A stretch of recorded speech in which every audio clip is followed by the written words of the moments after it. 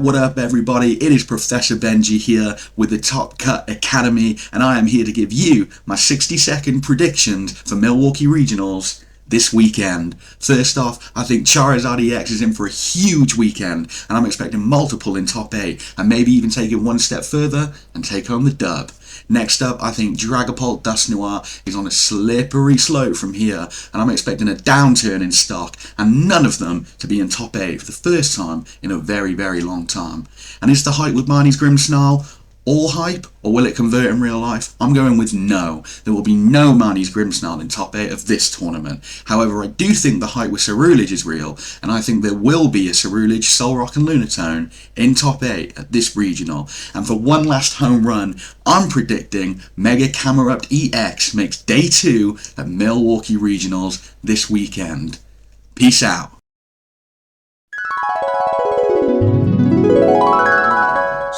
Milwaukee went well, predictions were good. Just need another good clutch. Get these fans talking about how accurate we are all the time. So, will Charizard win Leo? Unlikely. Okay, what about Gardevoir? Yes. Okay.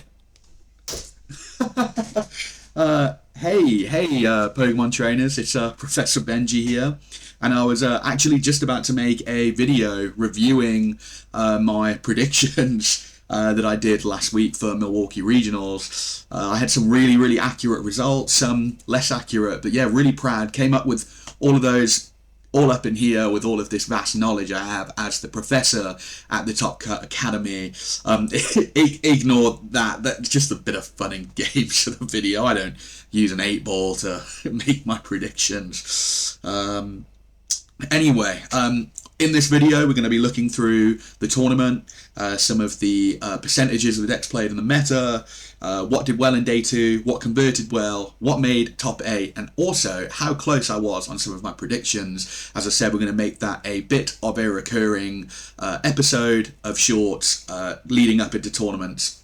Which I'm really excited about as well, because it's a good bit of fun, right? Just to have a little bit of a bet. It's impossible to know everything, but always good to make an educated guess beforehand. But without further ado, let's jump into Milwaukee Regionals regional review.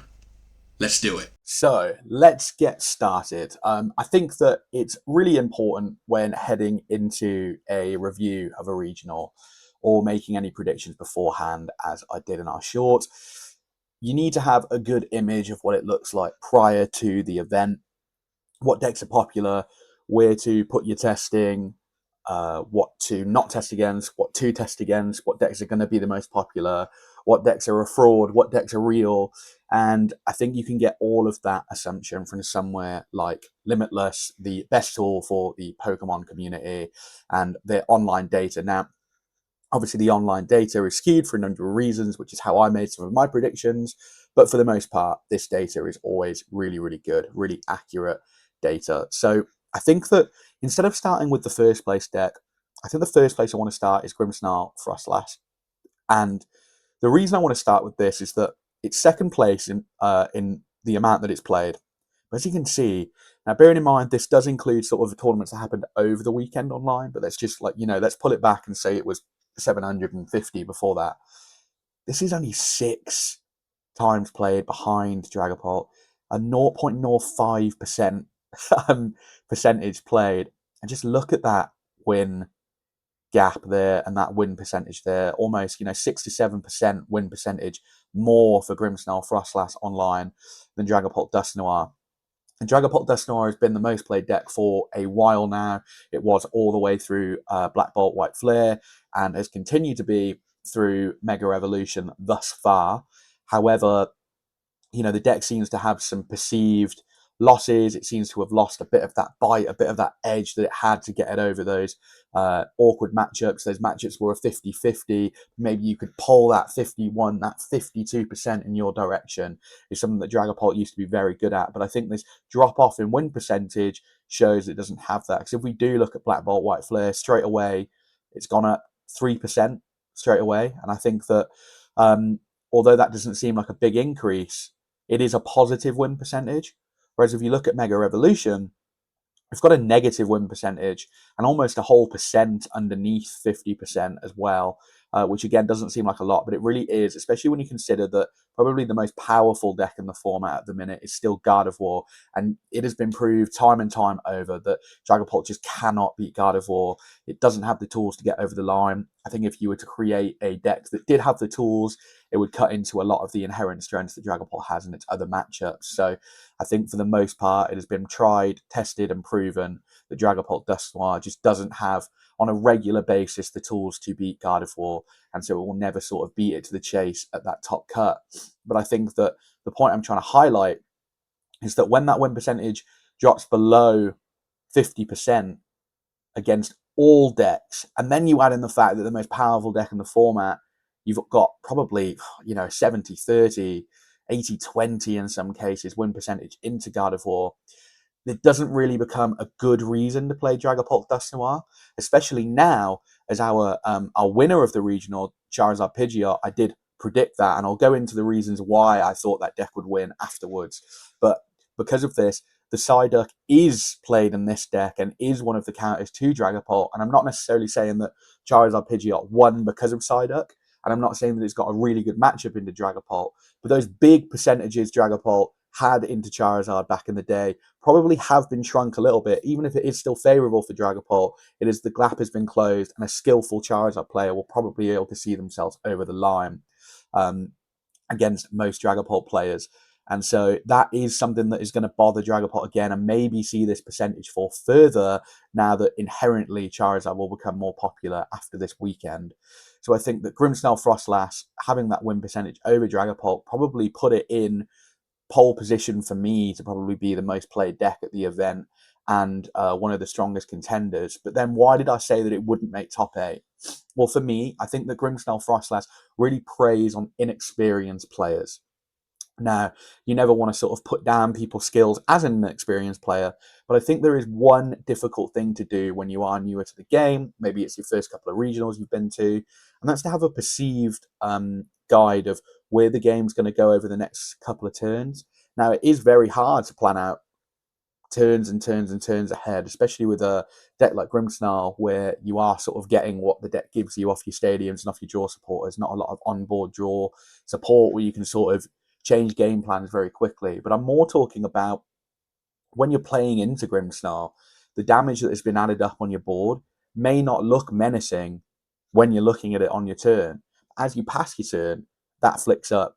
When it comes back to you, it flicks up again. So you've got to remember there's almost 2 more damage increases at a minimum from Frostlass, and that's without your opponent attacking Monkey Dory, so on and so forth, to actually put it in a very menacing position by the time of your next turn, which would be 3 increases in damage. So I think that that sort of long view of being able to see when damage is already starting to look a little bit problematic. Something might only have 30 damage on it right now, but when you next get your turn, it could have 100 damage on it after being sniped, Frostlass, Monkey Dory, and stuff like that. So I think that being able to perceive that becomes quite difficult for newer players. And I think at a regional, in the earlier rounds, you're obviously going to come into people like that. Getting to a 4-0 or 5-0, you're probably going to start seeing people who are a little bit more knowledgeable on how to play into Grimmsnarl Frostlass and how to manage that damage.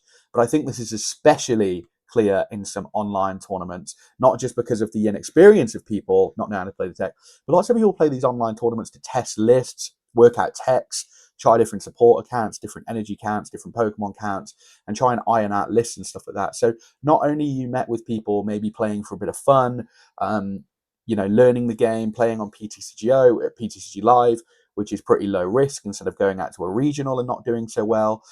You're going to come into people who aren't necessarily playing optimized lists, aren't even playing optimized archetypes. And I do think this bumps this win percentage up because Grimmsnarl will be able to prey on those people as well. And then on top of that, I do think that TM Devo is especially something that takes quite a little bit of foresight to see where you're going to come into danger from that. And, if you're playing a stage 2 deck, being devolved and your board being wiped, can you have the skills and the ability to sort of set up an alternative attacker, a basic attacker to come in and finish off the game for you when your board has been wiped? That takes quite a lot of skill, quite a lot of understanding of where Grimmsnarl wants to take the matchup. And I do think that maybe a good 5-10% of this win percentage is increased off of preying on people. So I just thought that Grimmsnarl, although there might be loads of them in day two, as much as there might be loads of them in the upper end of day two, I just thought that the better players would know how to handle Grimmsnarl and be able to keep it in a box. And as much as I said it wouldn't make top eight, I still think that I made a fairly good prediction with only one of those making top eight and only one of them in asymmetrical cut as well. So I think that, it did sort of sneak in there and obviously played very, very, very well. But I do think that I was pretty close to the ball on that. But one that I was maybe a little bit further off on is Cerulege. I was really backing this deck to make top eight this weekend, even after asymmetrical. I thought the perceived power of the deck was very good. I thought that it could burst into games very, very quickly, and Abyssal Flames could start taking off with some damage really early on. And I think that sometimes when you get into those later rounds, you're playing against some really, really fantastic names, and that little bit of luck that does creep into the game at times, you need some of that. You actually need to take some of that luck with you, carry it on your back, and hope to push through. And I think that Cerulege and other aggressive decks are the type of decks that, can sort of benefit off that luck a little bit more, getting those extra energies in your bin, that Squawkabilly, seeing everything you need to see on that first turn, the Carmine as well, getting everything in the bin. And I just think that, you're asking for so much little off of that luck than something like a combo deck, like a Dragapult or a Gardevoir is throughout a game. So I was pretty confident in Cerulege making top eight. It did get really close again, but didn't quite sneak in like Grimmsnarl Frostlass, so a little bit short of the mark there. I don't think Gardevoir needs much discussion until we actually start breaking down the lists from this tournament, but another fantastic weekend from Gardevoir, making a third straight finals with a very familiar name who is on one of the hottest runs at the minute in Aban. Absolutely fantastic weekend once again, and really showing that maybe Henry Chow has got a challenger to his post on who is the Gardevoir matchup. Maybe we need some sort of money match in the future between the two names. But another fantastic weekend for Gardevoir. And instead of talking about the perceived power that we all know it has, maybe just talk about some of those deck lists and why some of those choices were really cool. But I think that the biggest letdown for the weekend for a lot of people probably would have been Goldengo Lunatone, a deck that's really sort of revolutionized the way that it's been played in Goldengo Lunatone Solrock. As you can see, Goldengo with just the Energy Search Pro all the way down here at 16th, which seems crazy from where it was just a couple of months ago. But Goldengo Lunatone proving to be the much more popular, much more successful deck. And I thought, again, as much as I didn't predict it, I thought this would have a very good weekend. Lots of them being in that sort of upper echelon of day two. But it doesn't look like it quite converted into that top eight placement, which I'm sure, I didn't sort of think or not think either way. I thought that maybe Cerulege was maybe the better aggressive deck for the weekend. But Goldengo probably would have been a lot of people's bingo cards to be in that top cut, and it did not make it this weekend. And I do want to highlight one thing that could be quite scary for Goldengo is Charizard Pidgeot. Ooh, sorry, apologies. Charizard Pidgeot. I did predict a win. As I said, I will get into why I thought that was, because I actually have some pretty standout reasons as to why I thought that deck would win. But with that winning, the perceived popularity of that deck will continue to climb, as it always does. People will consider it more of a meta threat. They will have to test against it, therefore play it more, and maybe some people will even land on it for the next regionals, as it seems to be pretty strong in this format. But that also brings with it Chi-Yu, which we know is probably the hardest counter to Goldengo over the last couple of months. Charizard only really being the only real deck, should I say, outside maybe of some Roga Terrabox builds and perhaps some Ho-Oh Armory stuff. But Charizard being the only real deck that can play that Chi-Yu because of that 2 fire cost attack. And yeah, that does mean that it's going to increase in the amount of playability that it has, and that could be quite scary for Goldengo in those regionals. Maybe picking up, Charizard's never been a great matchup, but with the increase in percentage of the amount played, maybe a really poor matchup for you to be running into in the future. I'm not going to spend really any time on Raging Bolt. I really don't think this deck has the legs. I did put it in my top 10 for the weekend, just because I thought the perceived value of people playing it would have to convert. A clock is right twice a day, as they say. but I just don't think this deck has as much to offer. As much as it's got more avenues you can sort of go down with one prizes and stuff like that on the board, attacking with Teal Mask, Ogopon, so on and so forth. It's got a couple more avenues you can go down the Cerulege or Goldengo, but for me, it's just got a lot more combo pieces you need to get those big knockouts compared to the other two decks. So I did not sort of rate it anywhere near as high as those two for the weekend. And I think that showed in sort of the higher parts of day two, phase two now, should I say, and really not making any sort of relevant conversion into asymmetrical or top eight. Alakazam Dunsparce, the reason I've sort of highlighted maybe the top 10, 11 is I've dropped down to 11 because I think that Zoroark is a very real deck, but I don't think Alakazam is. I think that online only it is picking up some pretty good results for itself, but I think that the deck isn't great in real life. I don't think it has the legs to stand up, and I do think it's got a very high counter in Mist Energy, which Charizard Pidgeot has played, the Absol box has played. So I think it's really important to note that even though Alakazam Dunsparce has been doing well online recently, unless it starts to include things like an enhanced hammer to get rid of Mist Energies on things, I think we're going to start seeing an increase in the stock of Mist Energy, which is one of the reasons I thought Charizard would do very well this weekend, which in turn means Alakazam, unfortunately, as fun as it is, does start to fall in its playability. And then the final two, I think that Terrabox, it's a really strong deck, and I do think the people that are playing it, especially Shemansky, did a really good showing of this deck over the weekend and its perceived strengths, and obviously putting in those evolutions as well into his list is really cool. It definitely looks very, very strong in the matchups it sets up in. But I think the problem for Terrabox now is that due to Tord bringing that Mega Absol box and doing particularly well as other people making top 8 with it, maybe Terrabox sort of falls out of favor based on that being just the better big basic deck. It seems to have a few more tools to get itself over the line against some of those tougher matchups. It's not so heavily reliant on something like a Knockdown engine, which can be quite awkward at times, able to sort of draw through the deck with errand running. So yeah, maybe Terrabox. I'm unsure on this one. I think the deck is really strong. I think it still sits within the top 10 for sure. But as you can see here, because Tord's deck was sort of revealed so soon before the regional, and he said that he was making the trip out based on the list doing so well, it's not actually in the top 10, whereas after this weekend, 3 of them making top 8, you would imagine that it definitely is in the top 10 decks in the format. And I think that maybe Terrabox is the thing that gets replaced by it here, just because it is a more diverse and stronger version of it, in my opinion. And I did just want to talk about number 11. I think that Enzoroark, another deck that has a lot of very loyal pilots of it.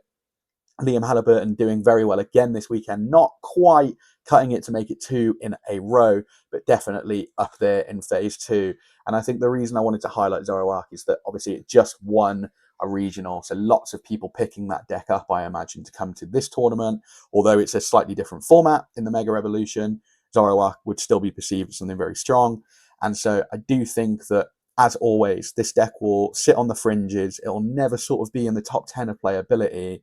It will never make sort of that the graphic for what decks are the most played at regional. But I think it's always one to keep your eyes on, because those players that are loyal to it will sort of come up with ideas. And I'm sure as the format progresses and everything starts to sort of fizzle out and fit to where everything belongs, Zoroark can start pairing itself with things like Lucario, with Blaziken, with maybe some grass attackers, so on and so forth, to try and find better matchups against the top decks, as we're going to see Charizard probably rise over the next couple of weeks, where grass weakness will become a bit more relevant again. Will we start to see things like Joltik Box, stuff like that, come back into the format as they're able to take care of Charizard quite easily? So yeah, I think that Zoroark always one to keep your eyes on, although it may not have had the best performance this weekend. I think as the format evolves, we'll see Zoroark sort of sitting back there at the top. But now we've talked about what the format was looking like before the tournament, I think it's important that we jump into Milwaukee Regionals. I was not there myself, but I can always look at the phase 1 and phase 2 graphics, which we will do right now. So here we are at Milwaukee Regionals Phase 1. It is Saturday and we are diving right into those tables with everyone else. As you can see, I've just screenshotted the Phase 1 deck analysis from the stream. And I thought, my first thoughts when I saw this was a lot of shock. I said that I thought Cerulean would definitely be a popular pick for the weekend, but by no means whatsoever did I think that it would be the number one pick for the day. I think what was most surprising to me as well is that not only was Cerulean number one pick, but that 8.7 is probably the lowest number we've had in a long time for a number one pick as well. Usually you've got Dragapult or Goldengo being up there, definitely over 10% as well. So I think that really shows sort of the diversity of the amount of decks that people pick this weekend. Whether that becomes more narrow throughout the format, and as certain decks prove to be stronger than others, who knows? But I think for now, a really good telling sign of a healthy and diverse format. But Cerulean, maybe seeing this a little bit more disappointed with the fact that there was only one in that sort of top 16 area, none in top 8, unfortunately, like I predicted. So I think that does go to say that maybe Cerulean and some of these other aggressive decks that are very linear in this strategy and maybe not having that cutting edge to get over the line in some of these more technical matchups later on the day. I know that Gardevoir EX is not only a technical deck to use and has lots of avenues, but in order to get around it, maybe sometimes you've got to think outside the box. And some of these aggressive decks just aren't able to do that all that much because they do have very linear game plans. So that is definitely something interesting to see from Cerulean in the first day.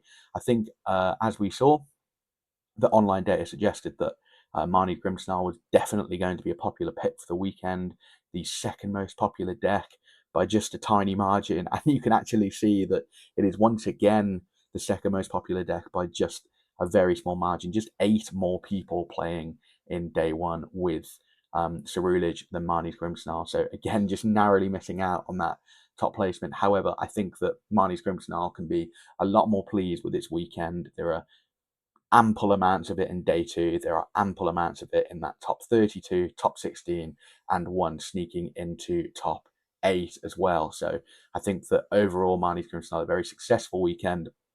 I just think that perhaps that this archetype, for me, I didn't rate it as much because I just sort of saw the perceive, as I said, sort of I viewed it to only take advantage of maybe some newer players, some players who maybe weren't fully understanding on how to get around the deck and the tick up of damage every turn. However, it does seem to have some pretty solid matchups in order to get some good finishes. And I do think that a lot of those sort of Mega Absol decks and other things like that, big basic decks, Terrabox, Cerulean, Goldengo, there are strategies to beat them, whether it be de-evolution, whether it be trapping something in the active, as they're very reliant on Latios and those big basic decks, and sort of waiting for the Frostlass to tick up, because there are a huge amount of abilities in those decks. It does have sort of avenues it goes down, and perhaps I was a little bit harsh on its ability to have multiple different game plans throughout the tournament. I did sort of see the deck as, sort of having a one-track thing, Grimmsnarl sort of getting into the game and that damage eventually ticking up, and then either going for sort of the 6 prize turn or the de-evolution, one or the other. But it looks like you're able to weave in both throughout the tournament indeed. And then Gardevoir, again, a really, really narrow third place for Gardevoir. Realistically, just 3 decks separating itself. And when you do add it to that Gardevoir Jellicent as well, you do obviously get up to almost 14.5%, which is sort of the numbers we're used to for the most played deck in the format. But I think it is quite important to separate these two for now, as they are sort of played very differently.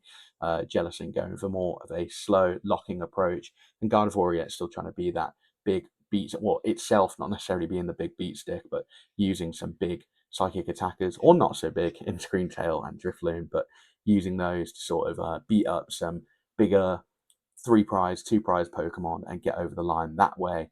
Both very, very technical decks, some fantastic pilots out there with much bigger brains than myself in order to continue to upgrade and diversify this deck for every single format that comes around. So I do think that Gardevoir, once again, high played, maybe even, in my opinion, less played than it possibly should be for how consistently it performs. And another really, really solid weekend as well. Multiple in top eight, multiples upon multiples in day two. And yeah, some really, really strong players, as I mentioned, still sort of championing this archetype. And then we come to our fourth place deck in Dragapult Dusk Noir. Now, I said this would have a downturn in stock. I think I was correct that this deck did not sort of look as strong as it has in previous formats. You would almost be able to bet your mortgage on the fact that a Dragapult would be in top 8 of any perceived cut, just because of the raw strength of it being able to Grinch prizes, punish slow setups, sprinkle damage, take multiple prize turns. This deck has been a real thorn in the format side for a long, long time, a big gatekeeper. However, now I just think that Gardevoir matchup, as we mentioned, and maybe picking up some other awkward and weak matchups, has finally sort of set it on its way downwards. I never think this deck will go away. I think it will always have some pretty strong matchups and still be very punishing into a lot of matchups. But I do think that maybe that power has just come down a little bit. And then, of course, we mentioned Goldengo, our I said fourth for Dragapult. I did, yeah, that is right. I was counting across. Anyway, fifth most played deck in Goldengo Lunatone. And I think the interesting thing here really is to note that Goldengo, not a good weekend. I don't think there was any. Let me just double check, fact check myself right now as I'm looking at this screen, but I don't believe there were any in top 16. And I think the highest placing one, 30th place. That's right, 30th place. So just making a top 32, which I think for the strength of Goldengo, sort of since Worlds, Black Bolt, White Flare, and now Mega Evolution with this sort of new archetype of it, lots of people probably banking on that, getting them into the upper echelons of Phase 2. But unfortunately, this time it seems that it's falling a little bit short. Is it worse than Ceruledge? Will Ceruledge continue to be the preferred aggressive deck? Will Goldengo start to climb back up? Or will Raging Bolt come back in somewhere along those lines? But it is good to see sort of those aggressive decks still finding a place in the format somewhere, even if it's not right at the top of it, as well as some of these more technical decks. As it is good to have not just a diverse format, but also some diverse play styles as well for everyone to try. But I think that next we should just jump on over to phase 2, where things do shuffle around quite a lot. And I think that the most important thing to note, as I said, Gardevoir EX jumping up, absolutely pole vaulting its way up the board, and almost 10% of phase 2 being Gardevoir EX, again showing that power that it has. But I think what's more impressive, again, definitely an oversight on my half, is Marnie's Grimmsnarl. A huge percentage of those decks actually made a conversion into phase 2, and I think that the deck maybe has more than I thought it did. That Lily's determination actually helping the deck out to be a real meta threat. So yeah, that's really interesting to see. So it hold its place, sit in there in that second spot, close its arms down, and make sure nothing was able to move it. Obviously, Guardy jumping over it, but everything sort of sliding past it to make its way down. And Dragapult, as I said, the deck will continue to be powerful, will continue to have very, very competent pilots, people who've played it for, the best part of 2 years now, obviously getting that into phase 2, pushing their way up the charts. But as I said, it's just that little bit of grit. I'm pulling that face when I say it. You know what I mean? Just those little cutting edges that decks have where you really feel in control in a lot of matchups. But I just don't think Dragapult has that anymore. I think that a lot of the games that you play, or a lot of the games that I've played with it, should I say, seems like you're almost grasping on a cliff's edge, that Mufasa and Scar image, you're hanging on and you're really hoping your opponent sort of misses at some point where you can, with a deck like this, punish with all of those Dracloak draws, the Dusknoir being able to pop itself, Dragapult being able to take multiple prizes in a turn. You almost need to wait for that gap to be able to punish. Otherwise, you do sort of find yourself a little bit slower and not able to make a lot of these moves. And then what's funny is that Goldengo, Ceruledge sort of swapping places, Goldengo moving up, Ceruledge moving down. As we know, Cerulege, by the end of the day, ending up as the better of the two aggressive decks. When we go through sort of the further list, you'll see that actually Goldengo is sort of all bunched up there in that sort of 32 to 128 range, whereas this sort of Cerulege is spread throughout all of phase two. So quite interesting to see those two decks fighting, Duel of Fates, Anakin, Obi-Wan, really trying to best each other to try and get the top spot as the aggressive deck. And that 31 to 30 in day two as well is quite funny. A absolutely tiny margin to debates between the two decks. And finally, I think a point really, really has to be made for how much of an influence Tord Reklev has over this game. Mega Absol box, Mega Kangaskhan box, whatever you might want to call it, wasn't a deck until, little over a week ago, and all of a sudden there are 29 in day two, 3 of them making top 8, countless of them in 32, top 32, should I say, and, this deck now is going to be around to stay. And I think that going into Lille, going into Gdansk, and the next American regionals, this is something you need to be able to beat. It is something, well, if you can't beat it, join them. You need to either know how to play it and play it yourself, or you need to be able to beat it. Because I can tell you one thing is that people trust in what Tord says.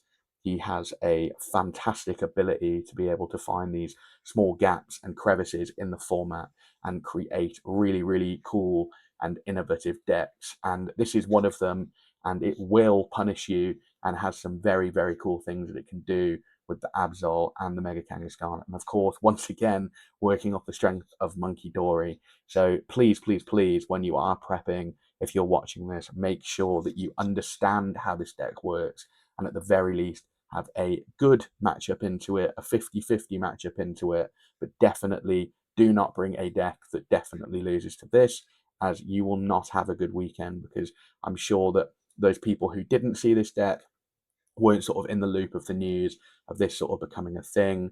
And those people who maybe couldn't get the pieces in time will now have those pieces, and we'll see how well this deck did this weekend and go to it. And by that point, Tord has probably moved on to the next thing, because he's the one who came up with this and probably knows exactly what beats it. And I have a good idea myself on sort of how you can handle this deck quite well, and we will talk about that in a short while. But definitely, as I keep saying, make sure you know what you're doing into this deck. And now we've looked at the sort of the most played decks in phase one, phase two. So how about we jump onto Limitless Labs and have a look through phase two at all those players who made it. Congratulations. I will go through all of your deck list. Well, not all of them. We'll have a look at all your names, but we'll go through the deck list now and sort of pick out any standouts and talk over some cool things. So join me over there. Here we are in Milwaukee Regionals again. The tournament is over, and look at this. We have all of the results here. I think that, first off, massive congratulations to Jackson Ford. He has been on this Charizard list for well, not this particular list, but Charizard itself for a long, long, long time, taking down everyone but one, Ian Robb, the one man to defeat him this weekend. But let's just take a quick look at this deck list. The Charizard man strikes down this tournament, and I knew it was coming. I knew it was coming, and I can tell you why. I think you'll remember a video, if you have been watching the channel frequently, where I mentioned that Klefki, a really big card in this format, and can do a lot of work into a lot of matchups. And as you can see, that was before Tor brought in this big basics deck using Mega Absol, Mega Kangaskhan to draw extra cards, using Monkey Dory to spread damage. Well, Klefki turns all that off while it's in the active. So using this in the early turn against that, I'm sure definitely came in handy. I think as well, Shaman, a card that doesn't go into every deck, doesn't fit into every deck, but something that's very, very strong in this format, taking away those options for Terror Box, which is seeing sort of more and more play every tournament. I think that that will start to go down now that we have a new big basics deck. Well, in my opinion, anyway. But Shaman, sort of on the back of Terror Box, doing pretty well at the last couple of regionals, something that you can slot into Zard and take those options away.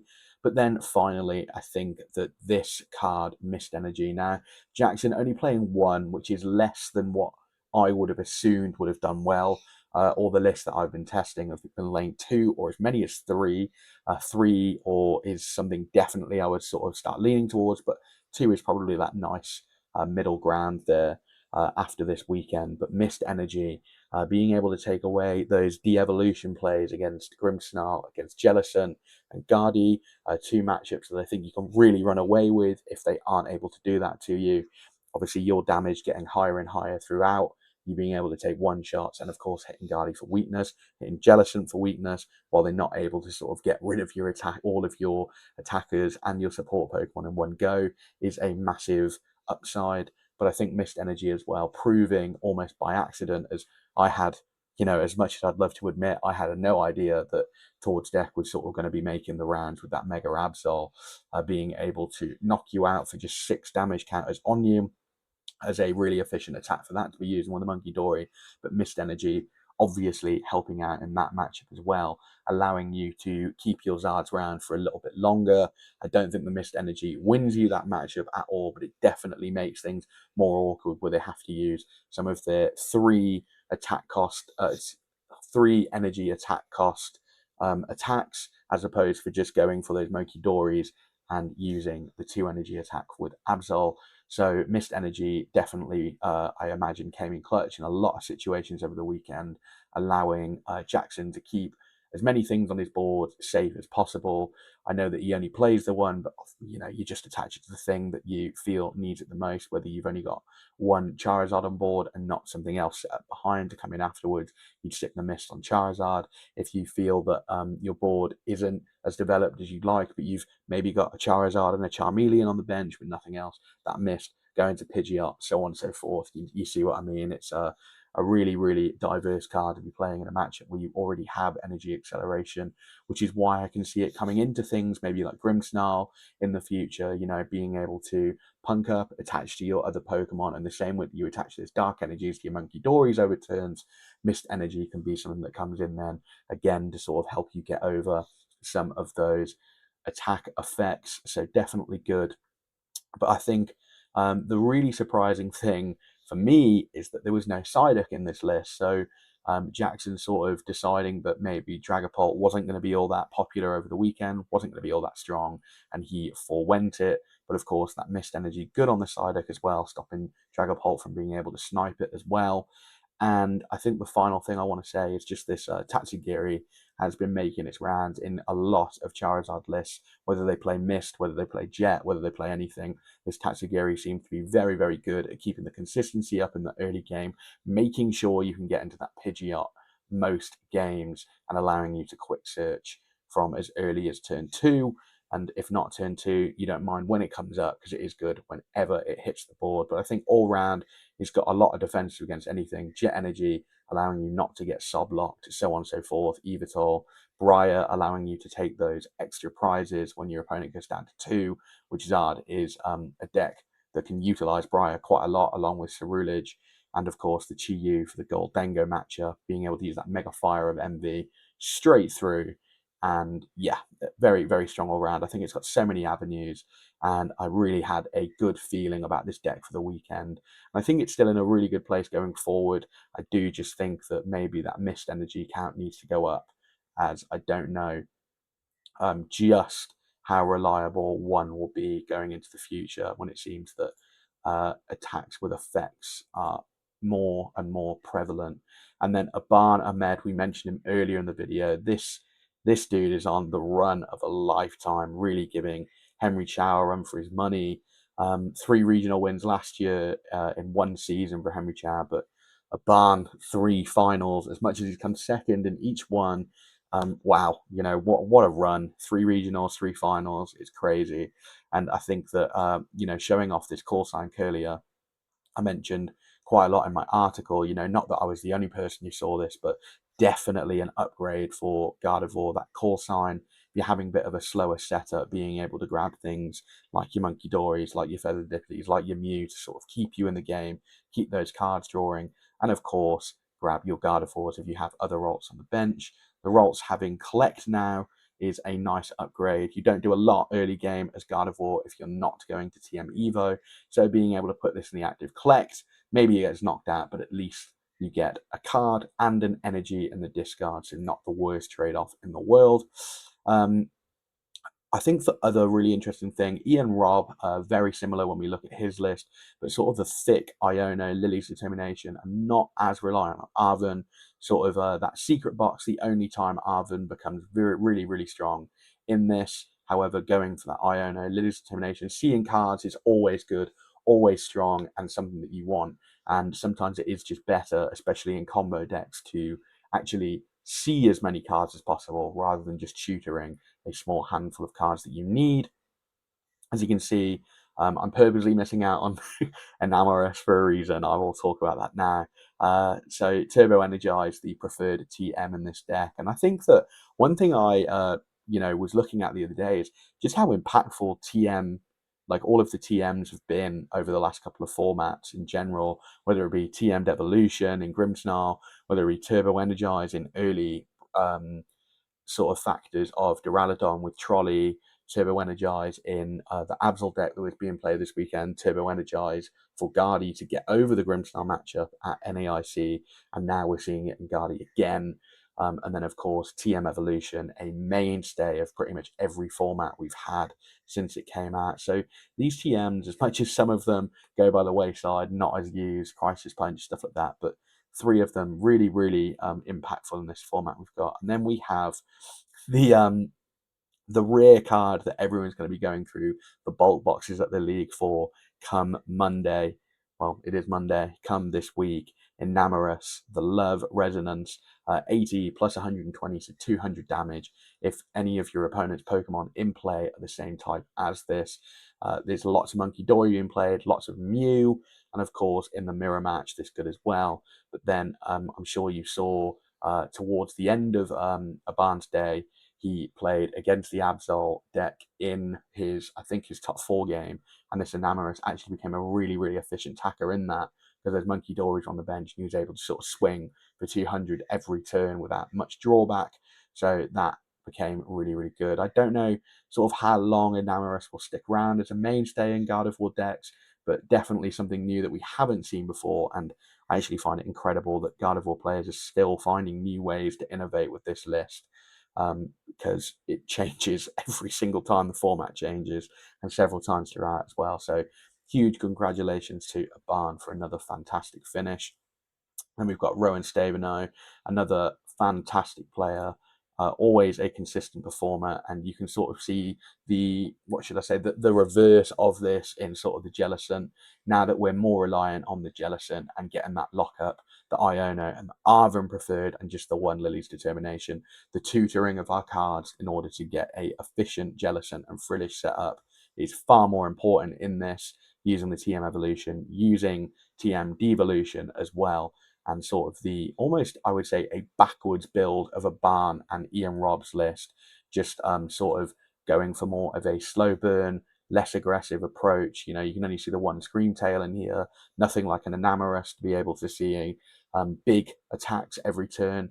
You're sort of grinding through these games a little bit more while slowing your opponent to a halt, as we've seen several times before from Gardevoir. But yeah, another iteration of Guardy, and I think that it is sort of cool to see that even this far into Guardy's existence, we're seeing different lists make top cut in format, not just sort of one Guardy deck being the constant throughout each meta. It seems to change up from tournament to tournament, which is crazy. Now, as much as I would love to jump to Hale over Nolte next as his 4th place finish, I think it would be rude not to start with Tord, as he is the creator of this very deck. And if you had Mega Absol on your bingo card for this weekend, well, you are a genius, and you must have been using the other guy's 8-ball. It's not my 8-ball. It's someone else's. Anyway, but yeah, this deck really taking advantage of the terminal period. Dark colorless. If your opponent active Pokemon has exactly 6 damage counters on it, the opponent's Pokemon is knocked out.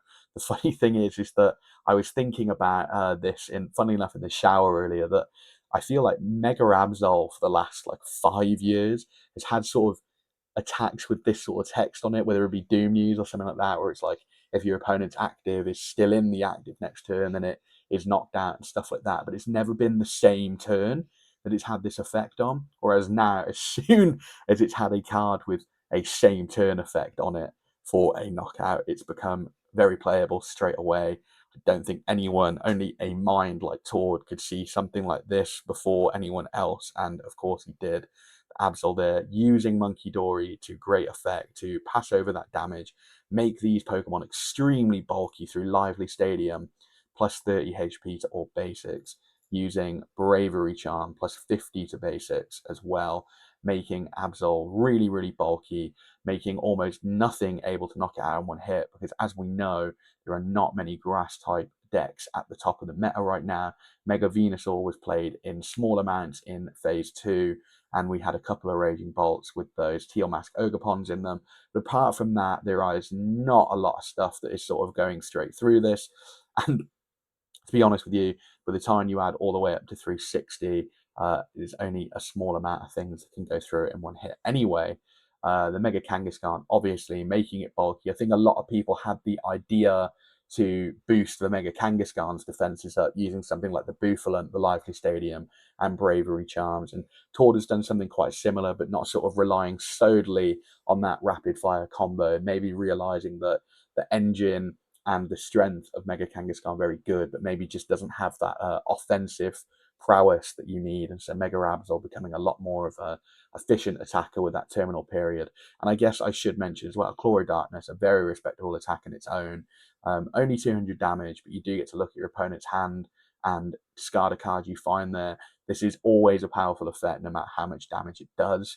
So I do think that being able to use this on the back of an Iono, which Tord plays two of, so very available in his deck to use in the late game, and then use this to get rid of things. I think we saw on stream Tord be able to get rid of things like Neo Upper Energies, bosses when he needed to, stuff like that. So definitely an effective attack as well. The Evital, Maractus, Evital, either one, in this deck, Evital very good because it's got that free retreat without having to rely on Latias, but that clutch attack, stopping your opponent from moving around.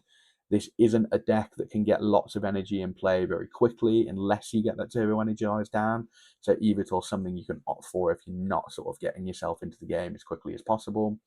Cornerstone Ogopon, much to Goldengo players' frustration, a pretty good one-card counter to the deck.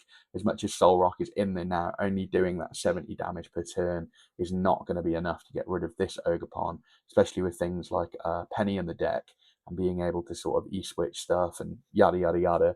You can pretty much set up two of these throughout the game, and you're pretty much never going to lose to Goldengo at that point. And obviously very good in other matchups. Good in Zard as well, as that Chiyu is never knocking you out back. The most you can do with the max belt is that 190, so definitely a useful card. Petulant, switching in and out your dark sites, you can't get locked in, so on and so forth, but also getting you some chip damage onto things that you might not be able to get to with Chloro Darkness. Only 200. If you move it in with Petulant and poison something like a Pheasantipity in the active, you can actually knock that out then and take the prizes. And I think the final thing to note is just the Psyduck, the Mist Energy again. Psyduck obviously allowing you not to be affected by Dragapult, Dusknoir, which would, I think, be a much worse matchup if they were able to get consistent pops on the Dusknoirs to get through some of your Megas and kill them in one hit. Knock them out in one hit, sorry. And the Mist Energy allowing you to sit there with that Psyduck, so it can't get rid of in the Dragapult matchup, but also in the mirror match, the Mist Energy becomes very important when your opponent's trying to Absol you. You can Mist Energy and stop Terminal Period from taking effect. So definitely a useful card, and as I've already mentioned several times, something that I think will go up in playability in the next couple of months. And then we have Hail over Naltier. Some slight differences to Tord's list, which I think is it's pretty cool to see that when people sort of take a deck that's brand new and already throw in things that they find a little bit different. The Budu for some early item lock, I think playing a similar role to the Evital. If you're having a slower start, you don't get your turbo energized down early, then you can of course use Evital or Budu to lock your opponent out. Only the one turbo energize on this list, maybe opting to be a little bit less reliant on it and using that counter gain instead, saying that maybe I don't get as many energy in play, but I don't need as many if I have the counter gain. And a much thicker penny count here. If you look at this compared to Tord's count, let's just go back down. So you can see 3 penny, whereas Hale opting for the maximum 4 count. And he has finished slightly above Tord, so maybe that is the way to go. 4 penny for ultimate stall and defense here. But apart from that, a lot of the counts pretty similar and performing similar roles in the deck. And next up, we're going to go to Brandon Salazar. A huge congratulations, for being the highest finishing Grimstyle player, but a downturn and a thumbs down from me for ruining my prediction that this wouldn't make top 8. But I don't think a lot has changed in this list from the last couple of months. Obviously, that's Psyduck coming in and being quite relevant into the Dragapult matchup, but also this deck having grass weakness. If you're playing against something like a Joltik box or something with Magneton, this Psyduck can actually come in use with that as well to stop you getting Iron Leave. I know it's a really marginal thing that might happen, but still something to consider when you're going into that matchup. But I do just think the Lily's Determination, a humongous card for this deck. That early game consistency you are missing out of by pretty much only using Spikemuth Gym to get the bulk of your attackers out and stuff like that. So seeing those 8 cards early game really strong. I do just think that going forward, Grimsnarl, it seems like I'm a Grimsnarl hater. I'm really not. But I just think that, as I said, if the Mist Energy does start to see more play in a lot of decks, then maybe TM Devolution becomes slightly less powerful. I still think within this deck, you play it without a doubt because it goes hand in hand with everything you're trying to do here. But maybe just a little bit. There's already a 1 count in here, but maybe those people playing a 2 count would go down to 1 from now on, as it's not quite as reliable. And of course, Monkey Dory, the bane of the format, in a 4 count here. And let's go over to Xander Pro. This one, a little bit more similar to Tord's list. In fact, I think it's the exact 60. So we've already talked about a lot of this already. So well done, Xander, but we don't need to spend much more time here. And Ian Robb, we've already talked about this as well. A very similar list to a Barnes list, sort of low offering for opting for that lower Arven count, the higher Lily's Determination. The more cards you see, the better time you're going to have. And yeah, having that devolution in here again. So yeah, I think that, opting to sort of go to 2 Curlier as well, maybe fearful of that 1 Curlier and wanting to be a little bit more reliable in that regard, not being as reliant on rare candy, probably gives you a better time into the mirror. Well, not necessarily the mirror always, but if any sort of deck is playing Budu or Jellicent, anything like that, slightly less reliant on the rare candy. Then we've already talked about Tord. And then coming into our asymmetrical, here they are, the Dragapult Dust Noirs. I think for my predictions, I'm glad they missed out, but unfortunately, Carson Washer and Lance Bradshaw, 2 big names in the game, young players as well. But yeah, Carson just missing out here. Really, really standard Dragapult list. I don't think there's anything we haven't seen before here. Maybe a mix of the Hilda and the Jack is something new I've not seen before. Usually one or the other, or maybe a Brock. So cool to see both in here. But I guess it makes sense with the Luminous and the Neo Upper, the Psychic and the Fire all being played in this build. I wouldn't say a slightly thinner. This is probably standard by now. This sort of thickness of a Dust Noir line. But yeah, just the Lily's Determination in here, helping out with the consistency once again. And Aiden Coos, always bringing spice, and I think once again bringing a slightly different look at Zoroark with the Okie Dogie in this deck, the Binding Mochi, of course, on that. But a Watchtower line helping out with that Terror Box matchup as well.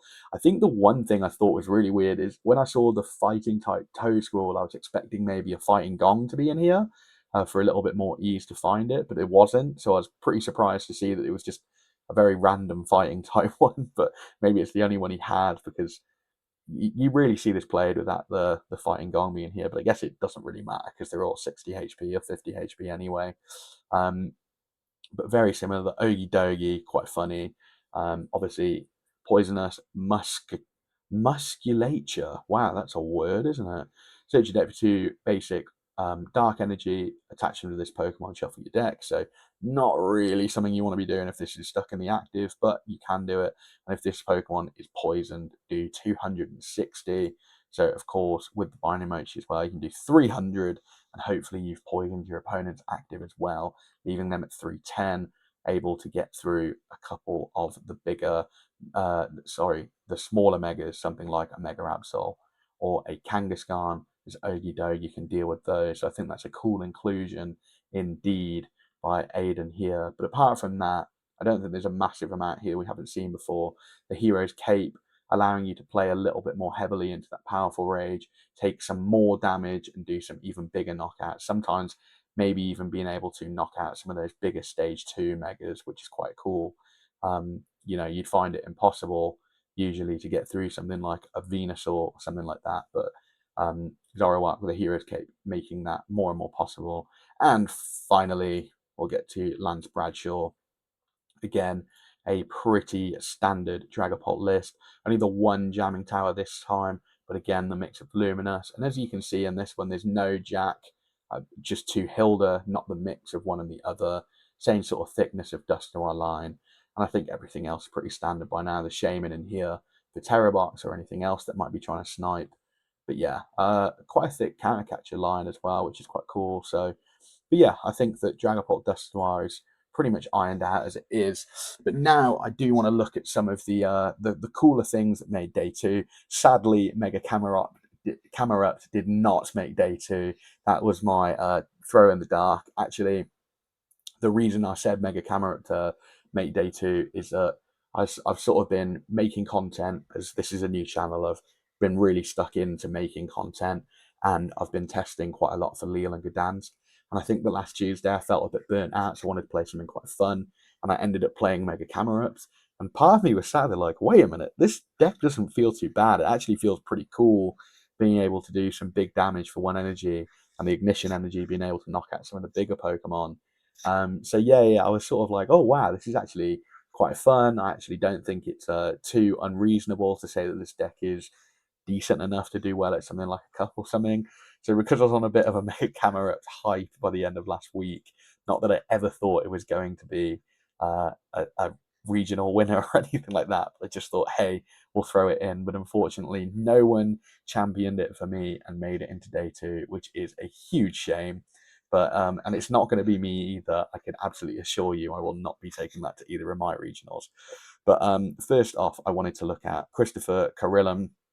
I think we did see Ross Cawthorn with Cyrillic on the stream, but going to take a look at this one slightly higher. I think we have more or less got to know this list. There's not a lot you can do with it outside. I think the inclusion of the mist energy, as I said, important, and I think that maybe that's why this deck did slightly better than some of the other Ceruleages, because mist energy not included in everyone's, as you can see here.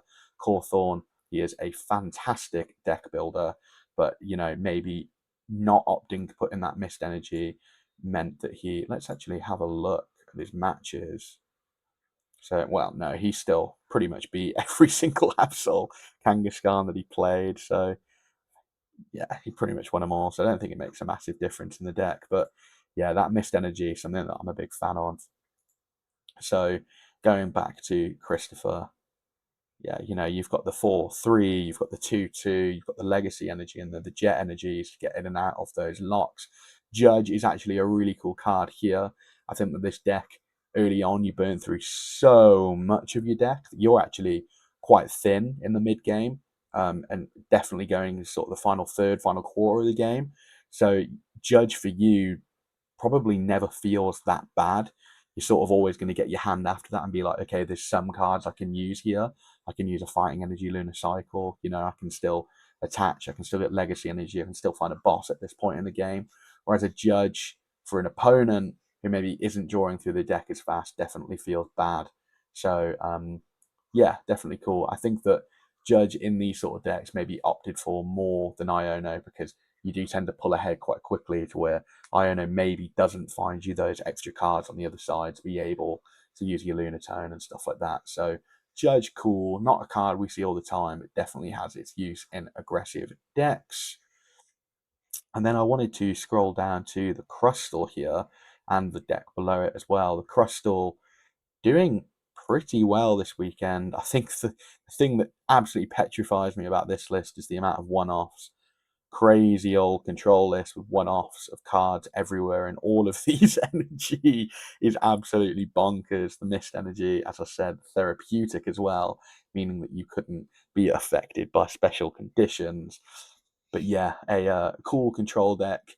I know that Crustal can be quite boring for a lot of people, but I think that it's always cool to have an element of control, to sort of make you have to think about that choice of teching for it or not before regionals.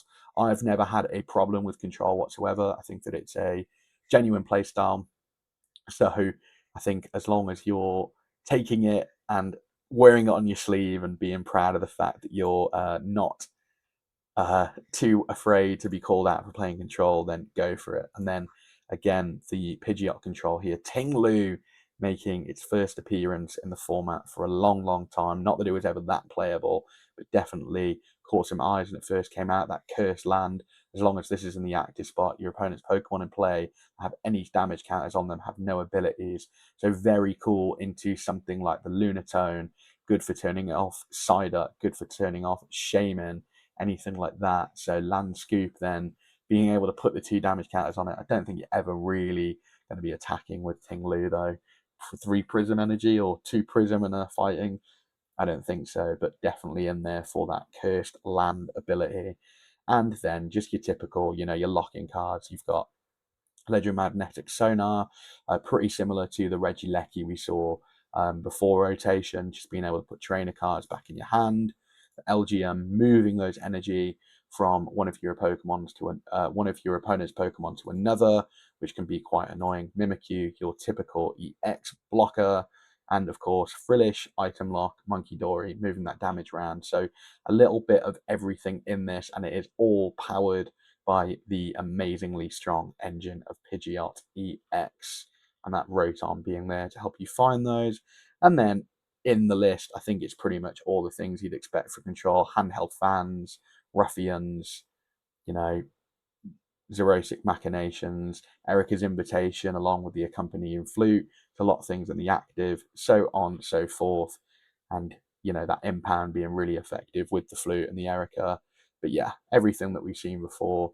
I think that the only thing that I've seen in some lists online compared to this is playing that Chen Pao to obviously use that Grand Tree, get out your Pidgeot, and then drop that Chen Pao afterwards to get rid of it so your opponent can't take advantage of it in something like a Gardevoir or a Zard, Dragapult, so on and so forth. And then I think the next cool deck, I don't want to spend a lot of time talking about Terrabox because it's a deck that we saw a lot in the last regional that I talked about, but I did want to talk about maybe a similar deck. Where is she? Emma. Yeah, excuse me if I'm butchering the name, but it's either Emma Hagen or Emma Hagen based on the fact that they are from Norway.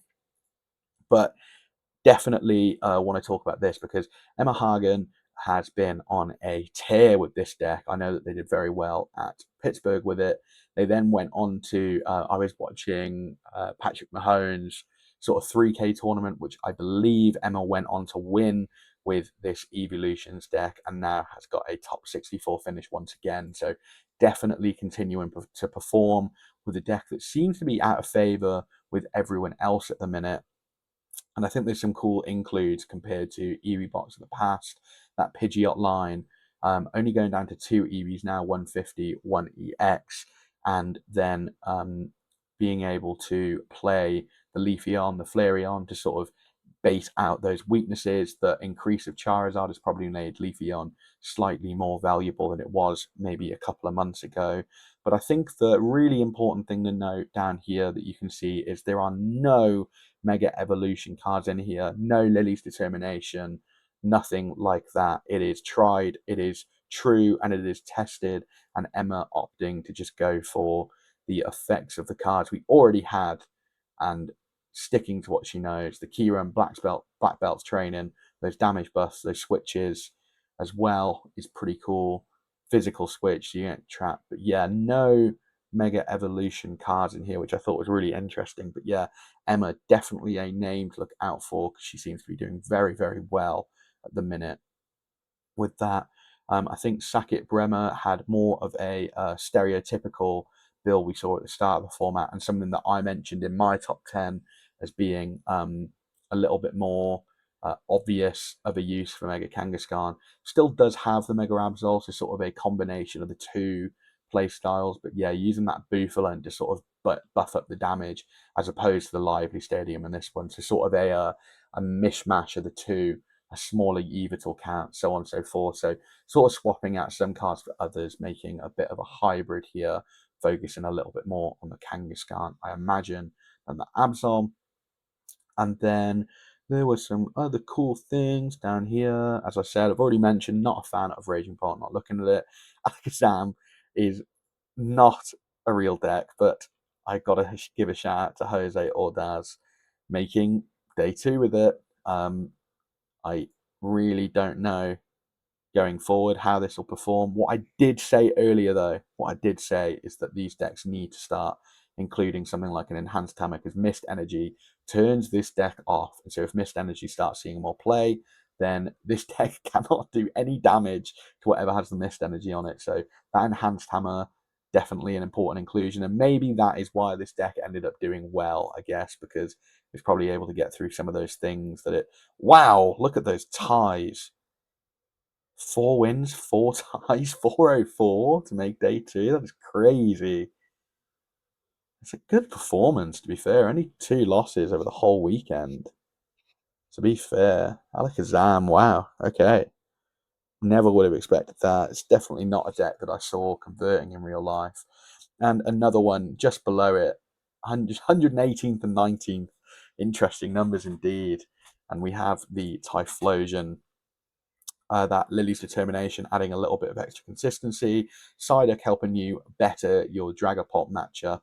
Maybe even throwing a Dragapult of your own, helping with some other things as well. But pretty much stuff we've seen before, just with the addition of the Psyduck to sort of hold off those Dust Noirs in certain matchups, and the Lily's Determination for the boost consistency. I was surprised to see just one Brave Bangle, though, a card that was supposed to make this deck so much better, never came to fruition, but now only seeing one in them is quite crazy.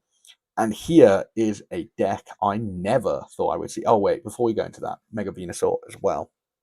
I thought this list was really cool. I think this started doing the rounds sort of before the tournament, doing pretty well on an online thing. Max Rod looking to be one of the better ace specs for this deck, and I think that that was proved this weekend. A couple of Mega Venusaur in phase two. I think there's one further up the list that played a it's called a Scoop Up Cyclone. So that's Jake Ewert's list. So slightly thinner on those Pokemon lines and stuff, and playing a Scoop Up Cyclone, slightly less energy, but a similar sort of vibe to where you're using Scoop Up Cyclone to do a similar thing to Max Rod once you Turo it. But yeah, I thought both of these cool iterations of Venusaur that looked fairly consistent. I know that sounds crazy, but fairly consistent. And I'm wondering now, if we know that Mega Absol is about over the next coming regionals, is it worth putting in a Toadscore EX so you can sort of get that Slime My Colony? No, that's not the right. No, that's this one. Either way, the Mycelium ability that doesn't have your Pokemon with energy attached to them take effects of attacks, so stopping Absol's first attack from taking effect and not taking an easy 3 prizes. Is that something we'll see? Who knows? And then Justin Barty, Mega Manectric, looking like a pretty standard Miraidon list from the past, but using that 2-2 Electrike. I imagine Flash Ray in day two had a little bit of use, as there were quite a lot of big basic decks coming around. Yeah, see, playing Hunter Smith here, I can't imagine that was an easy time. The Absol, I guess you can just use the first attack there. I guess you can just use Terminal Period to get through it. But not being able to do damage, I'm sure, was frustrating. But a crazy day one run, 7-0. to start, and then losing out to Christopher, who went on to finish in sort of our top 16 as well. So a very viable loss there in day one as well. But yeah, a fantastic run here from this in day one. I wonder if there is any more legs to this deck in the future. Maybe that Magnetric not as bad as we first thought. Ho Armor Rouge. I think this deck, I really enjoyed this deck for a while, but I just don't think it's as good as some of the other boxy archetypes. I think especially now with Absol and Kangaskhan and stuff like that being around, I just don't think this has the legs. The Roaring Moon in here as the dark type attacker of choice. You've seen all sorts of things from Monkey Door EX, Roaring Moon EX, Absol, Mega Absol, but opting for the Roaring Moon here. But yeah, I don't love Ho Armor Rouge. I've definitely done my time with it, and we've fallen out. We're on strike at the minute. Another Alakazam Dunsparce, and we get to Jack. Oh, a drop. I wonder why that is. He dropped. Well, it looks like he dropped in the last round as well. Oh no, one before. Yeah. Strange. No, he had a flight to catch. But Jack Coing going. Look at that! I just saw that in the matches. Can you imagine your face as the Garchomp player getting to round 7, being like, "Oh, like I really need this win to give me a better time in phase 2," and then seeing Mega Manectric, you'd be over the moon. You'd be absolutely elated.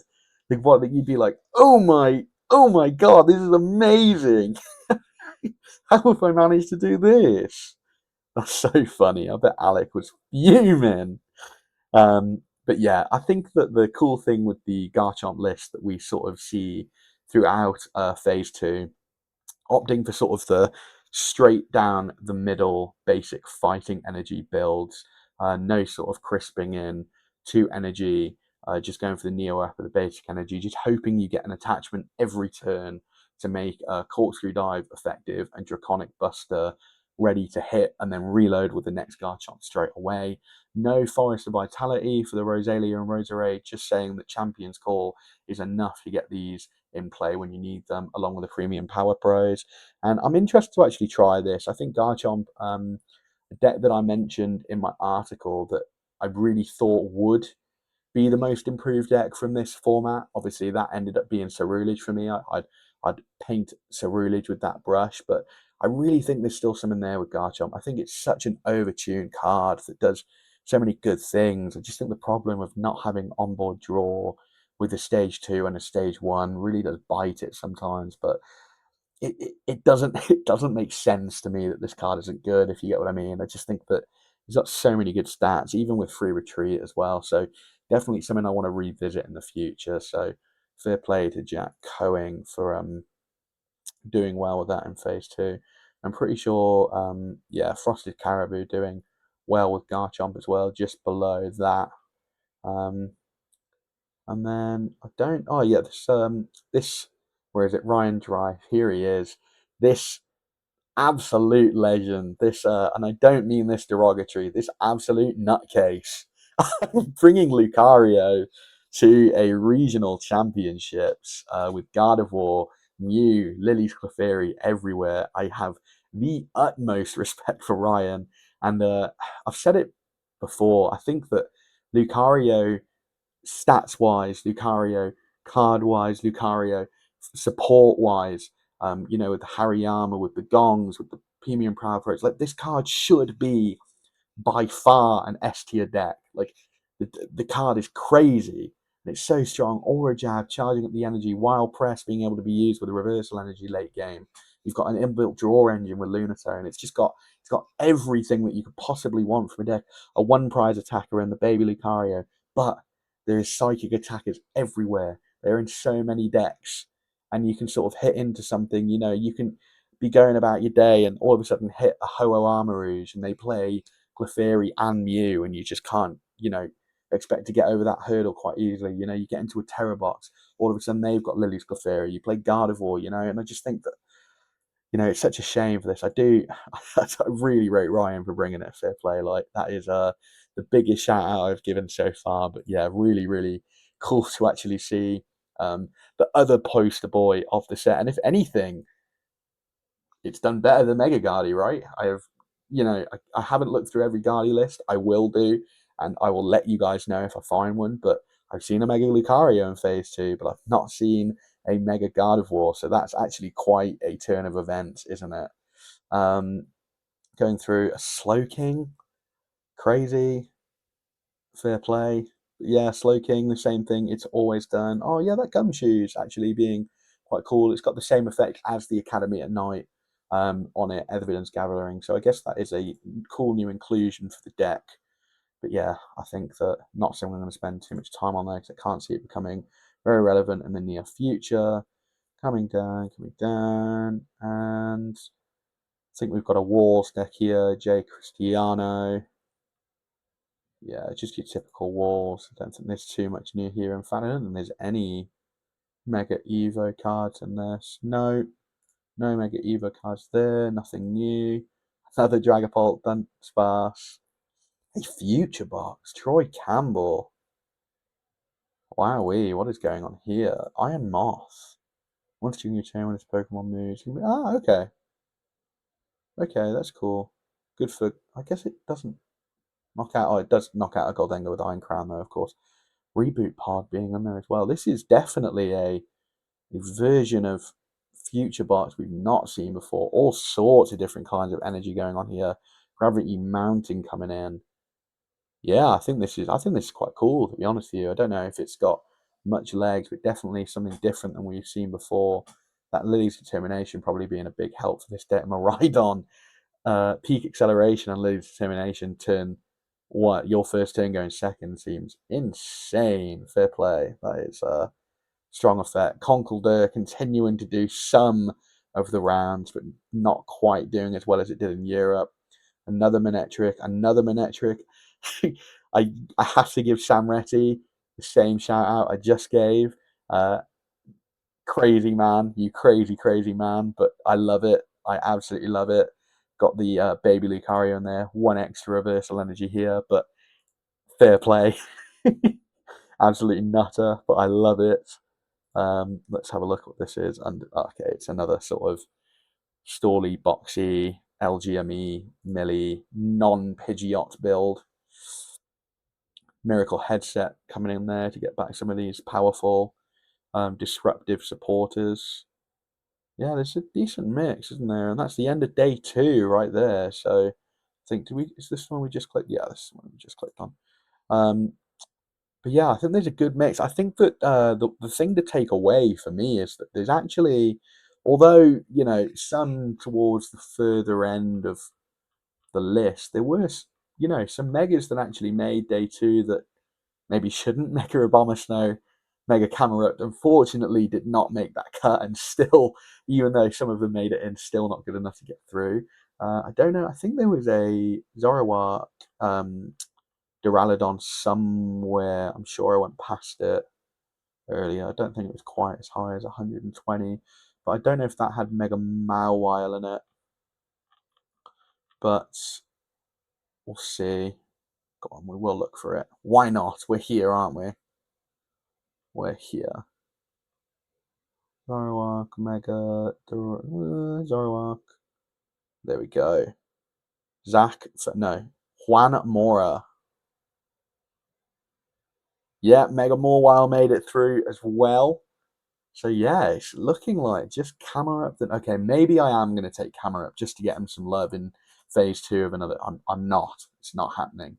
Or is it's not. Or no, it's not. Mega Mawile though, making it through as well. This is quite a cool amalgamation, isn't it? Sort of we did see sort of Zoroark, Archaludon doing the rounds a little bit earlier in the format, maybe before Black Bolt. Sort of relying on, I guess, the fact that some of these aggressive decks might not be as popular and the meta is more diverse. So you've got a good time into sort of trying to stall out with that Hero's Cape. As I said, as the other Zoroark sort of archetypes as well, the Hero's Cape allowing you not only to get extra powerful rage combos, but also keeping the survivability of your Archaludon as well. So you can either sort of go for a more defensive approach or the counter-attacking approach. I am quite surprised to see no Relicanth in here because Obviously, the Heroes Cape plays into the same thing. You've almost got double outrages then with the Raging Hammer and the Powerful Rage. So that would have been quite cool. So I'm interested to know why actually there's no Relicanth in here, but yeah, I think that is a good sum up of the day too. I think that before I come to my closing thoughts, I think that coming down this list, looking through, I think it's really really nice to see such a diverse format. To be fair, I think it's the most diverse we've had in a while. Maybe that gate starts to close a little bit with this Absol deck maybe becoming the most popular over the next couple of regionals, just because I think that Tord has that much of an effect on the overall meta. Maybe Charizard coming up, but yeah, come with me now back to the lab. We are heading there for our closing thoughts on Milwaukee Regionals and giving our selves a grade on our predictions, should I say. See you over there. So we're heading into our conclusion. I just want to thank you all first off for sitting around for the ride. This is our first long length review, over an hour of video. And if you have stayed for the full watch, I really, really appreciate your time. And thank you for tuning in for another sort of episode of the Top Cut Academy. I absolutely am loving making all this content for you guys. It is a new adventure in my life, and it's given me a lot of purpose at the minute. Really putting my time into this and into my testing for my own personal goals and sort of building up all of this so I can eventually move towards coaching, opening up a real school for the Top Cut Academy for people of all skills. And I just want to sort of show off my knowledge and my personality through these videos to make sure that you are all attentive and are tuning in to me and actually want to listen. So that's the first thing I want to say. The second thing I want to say is that, I had a lot of fun making all of my predictions, and I want to continue to do that throughout sort of all of the events. As much as we didn't get to touch on Bello today, I can do a much shorter video on that coming up over the next week. But I think that Milwaukee was the one that I really wanted to focus on just because it was broadcasted and I watched a lot more of it. So I was able to give a deeper analysis on what I saw. But yeah, definitely enjoy giving my predictions, and I'm glad that I've been able to review it. And without further ado, I am going to give myself a grade today. It is a school, it is an academy, and all people should be graded, even the professor. And so I think I'm going to give myself a very, very fair B this time. I think that I predicted that Charizard would win, which I think, it should get me quite a lot of points. That I think that, picking the winner is probably the hardest thing to do. So I think I did that. I then predicted that Dragapult would not make top 8. There were 2 in the asymmetrical cut. I was sat there hoping that I would be correct. No offense to those players who missed out, by the way, but you made me seem just that tiny bit smarter. And so that is another point for me. However, I did say that Grimmsnarl would not make it and Ceruledge would. And in fact, that was the other way round. So in turn, I got both of those things wrong. So that is down 2 points for me. So I can't give myself an A, of course, if 2 out of the 5 predictions I made were wrong. But then, as I said in the last short, my home run was my love of Mega Camerupt over the last week. I said that it would make day 2, and as we just saw, I triple checked, I quadruple checked, just to make sure that I could give myself a pat on the back, but unfortunately, no Mega Camerupt, and by the looks of things, I could have picked pretty much any other Mega to make day 2, whether it be Manectric or Venusaur or Mawile. Definitely not a Abomasnow. I think I had more chance than that, but yeah, missing out on that one as well. So I think a very fair B this time. I really hope you enjoyed the video today. Please like, subscribe, comment, share this with your friends. Let them know that the Top Cut Academy is here to stay, and I cannot wait to see you all later this week for another video. Peace out, adios, much love, Professor Benji.